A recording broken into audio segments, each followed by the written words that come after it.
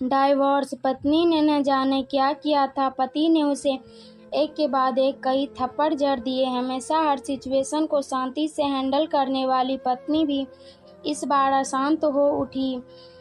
उसने अपनी चप्पल ही निकालकर पति की ओर दे फेंकी। चप्पल पति के बालों को छूते हुए निकल गई। ये किस्सा यहीं पर खत्म हो सकता था, मगर पति ने इसे अपनी मर्दानगी का विषय बना लिया और बात बद से बदतर होती चली गई। रिश्तेदारों ने भी आग में घी का काम किया।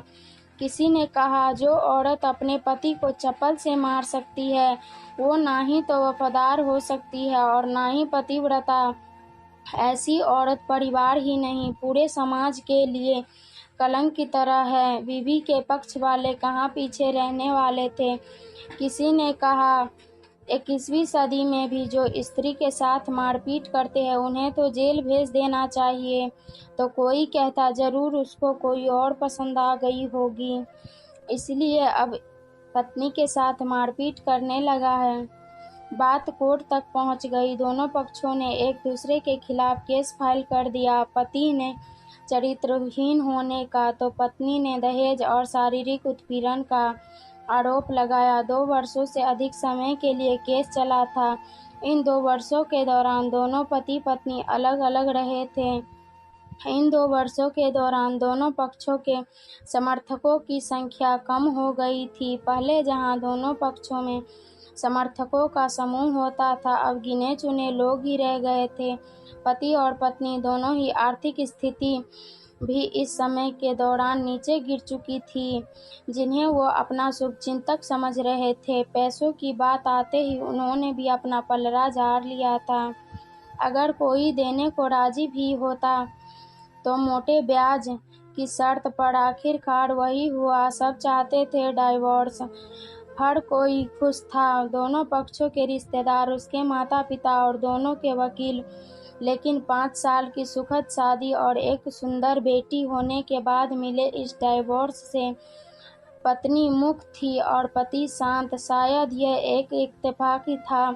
इस खुशी को मनाने के लिए दोनों पक्ष के लोग एक ही चाय की टपरी पर बैठे आमने सामने। इत्तेफाक इसलिए क्योंकि ज़्यादातर लोग जो एक दूसरे के विरोध पक्ष के सपोर्ट रहे थे वे एक दूसरे को अच्छे से जानते भी नहीं थे। पति पत्नी भी इस सभी से दूर एक दूसरे के सामने मेज पर बैठे थे। पत्नी ने पति से कहा, अब तो खुश होंगे ना, तुम्हारे मन की जो हो गई, मुबारक हो, तुम भी तो आज जीत गई। मुझसे तलाक तो तुम्हें भी मिल गया, कांग्रेचुलेशन टू यू टू।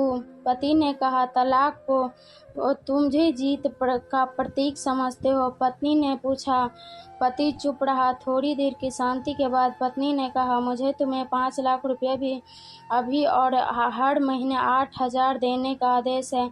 अभी मेरे पास पैसे नहीं है, इसीलिए हमारा मतलब मेरा तो सिटी और फ्लैट उसे तुम्हारे नाम कर देता हूँ। पत्नी बोली, लेकिन उस फ्लैट की कीमत 18 लाख की है। हाँ, लेकिन हमारी बेटी तुम्हारे साथ है और आगे जाके उसके खर्चे भी बढ़ेंगे, तुम्हें थोड़ी आसानी होगी। पति ने कहा, नहीं नहीं, मुझे सिर्फ 5 लाख ही देना है और तुम हर महीने 8,000 तो देने वाले हो। मैं मैनेज कर लूँगी। अगर 5 लाख नहीं है तब भी कोई बात नहीं है। पत्नी बोली। दोनों फिर से शांत हो गए। पति सोचने लगा, कितनी भोली और समझदार है ये औरत, जो कुछ समय पहले तक मेरी पत्नी थी और अब अनजान। ये वही जो कम से कम खर्चे में घर चलाती और पैसे बचाकर मेरे जन्मदिन और बर्थडे पर हमेशा मेरे लिए नए कपड़े खरीद लाती। कभी बीमार हो जाती तो पैसे बचाने के लिए मुझे मालूम न होने देती और घरेलू नुस्खे से अपना इलाज कर लेती। घर में कोई और बीमार होता तो तुरंत डॉक्टर के पास लेकर जाती। मेरी ही मति मारी गई थी। मैं ही अपनी झूठी मर्दानगी के चक्कर में इतनी बड़ी गलती कर बैठा। पत्नी के दिमाग में भी उथल पुथल चल रही थी। अभी भी वैसा ही का वैसा ही है। पहले भी खुद को ज़्यादा हमारे बारे में सोचता और अभी वही कर रहा है। ये वही आदमी है जो मुझे एक्सीडेंट से बचाने के लिए खुद मोटरसाइकिल के आगे कूद पड़ा था और अपनी उंगली तुड़वा बैठा था। पता नहीं कौन सी मनहूस घड़ी में मैंने झगड़ा कर बैठी। पति ने मौन तोड़ते हुए पूछा, अब तुम्हारे कमर का दर्द कैसा है? ज़्यादा तकलीफ तो नहीं होती? पत्नी हल्का सा मुस्कुराई और बोली, अभी भी होता है, अब तो पेट में भी क्रम्स उठते हैं। वो तो होगा ही, तुम योगा का कसरत भी तो नहीं करती हो। अब किसी गायनोकोलॉजिस्ट को ज़रूर दिखा लेना। पति ने कहा, तुम बताओ तुम्हारा अस्थमा कैसा है? अब क्या अब भी दौरे पड़ते हैं? पत्नी ने पूछा। हाँ पड़ते हैं, पहले से ज़्यादा, क्योंकि अक्सर इन्हेलर भूल जाया करता हूँ याद दिलाने के लिए तुम जो नहीं हो अब। पति बोला। पत्नी की आंखों में आंसू आ गए। बोली, तुम्हें मेरे चरित्र पर सवाल नहीं उठाने चाहिए थे तो ये परिस्थिति आती ही नहीं। हाँ मैं जानता हूँ तुम बहुत अच्छी हो, मुझसे गलती हो गई, बहुत बड़ी गलती। मैं लोगों के बहकावे में आ गया था। पति बोला, तुमने भी मुझ पर दहेज का इल्ज़ाम लगाया था। वो बोला, गलत था और इस बात का मुझे भी पश्चाताप हुआ। पत्नी ने कहा। पति कुछ कहना चाह रहा था लेकिन हिचकिचा रहा था। पत्नी ने पूछा, कुछ कहना चाहते हो? बोला, क्या सब पहले जैसा नहीं हो सकता? क्या मतलब? पत्नी बोली, मतलब कि हम फिर से पहले की तरह पति पत्नी बनकर, सच्चे दोस्त बनकर नहीं रह सकते? पति बोला, पर ये डाइवोर्स के पेपर दिखाते हुए पत्नी ने कहा, फाड़ देते हैं। पति ने अपने पास रखे डाइवोर्स के पेपर फाड़ते हुए कहा। पत्नी ने भी अपने पास रखे पेपर फाड़ दिए।